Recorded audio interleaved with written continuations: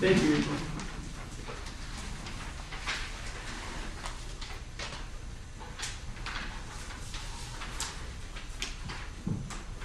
So I want to start our reflections this evening by thinking a little bit about how you relate to God through God's creation, through this beautiful gift that we've been given in the form of the earth and nature. So I'd like to start by reading a prayer that was written by St. Francis of Assisi. This is called the Canticle of the Sun.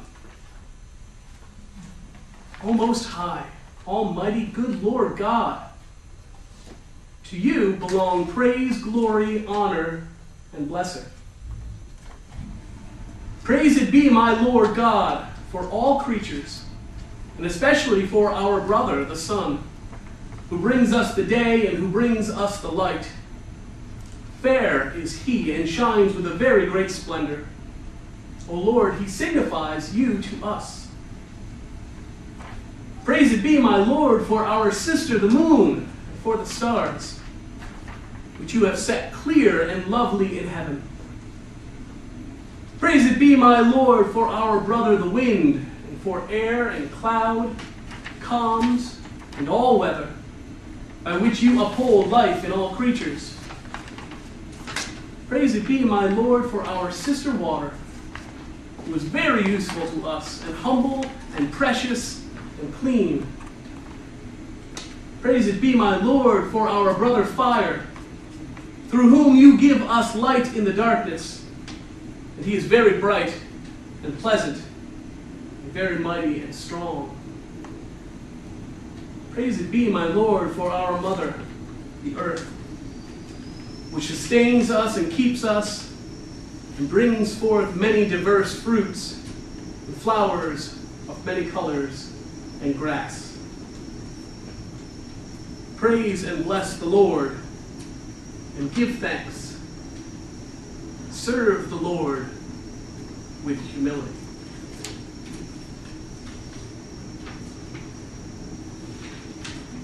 Serve the Lord with humility. Charles and I met earlier this week and began to put together this service of worship. He asked me to consider reflecting on this question of how do we relate to God's creation. I thought to myself, well, we have many examples of this in the Bible. There are all kinds of stories of people relating to God through God's creation. Moses and the Jews following God in the wilderness, who appeared as a pillar of fire and smoke. Or Jesus calming the storm to allay the concerns of his disciples. As I thought about it, I began to realize that all of those examples are the impressions of other people in the face of God's creation. I was wondering, what does God say about God's creation? God doesn't really say very much, but there is one story in particular where he gives his impression of what God's creation is all about. And that is the story of Job. Job is an interesting story because it presents a challenging relationship for us when it comes to our relationship with God.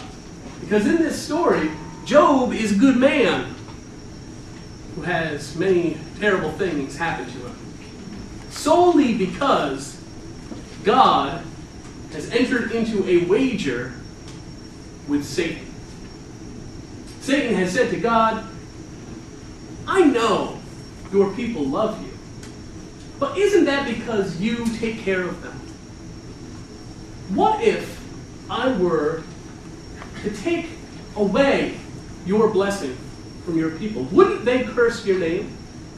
And God said, no, that would never happen. And as an example, he pointed to Job and said, this person loves me so much, there is nothing that you could do that would ever make Job curse me. And Satan says, well, how about I give that a try? And so he goes to earth and he destroys poor Job's life. He takes away Job's livelihood. He takes away Job's family, his children. He destroys everything that Job has built up. And yet still, Job will not curse God. And seeing this, Satan says to God, well, surely that's because you would not let me do anything to Job personally. If you were to allow me to afflict him personally, then surely he would curse your name. And God said, no, that would not happen, for I know Job loves me. Satan replied, well, let me give it a try. And so he went to earth, and he afflicted poor Job with horrific sores all over his body. And poor Job was left in torment. All he could do is find himself a place in the dirt and the dust and suffer. And it was in that place of suffering that Job began to question his existence. There is sunshine in the morning. There is sunshine in the morning. Sunshine in the morning, one of these days.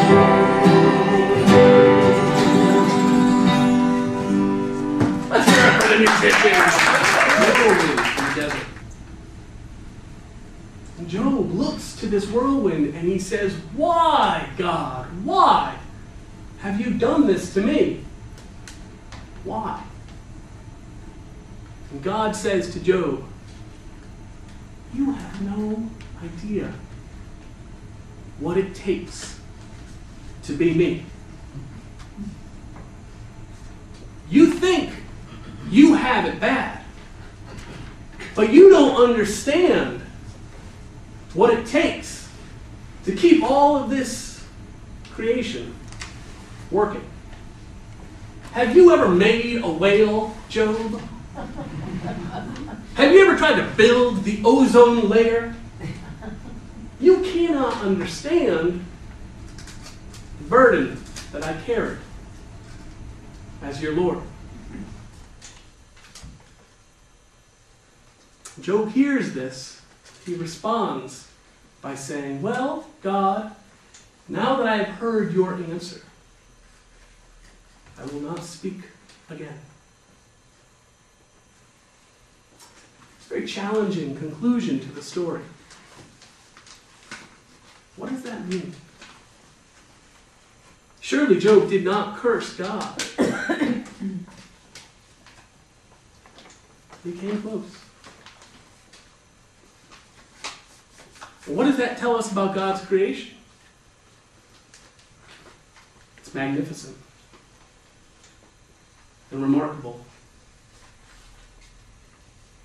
And even though we may take it apart piece by piece, or we may marvel at the wonders of the stars, there's no way that we humans will ever be able to understand that creation.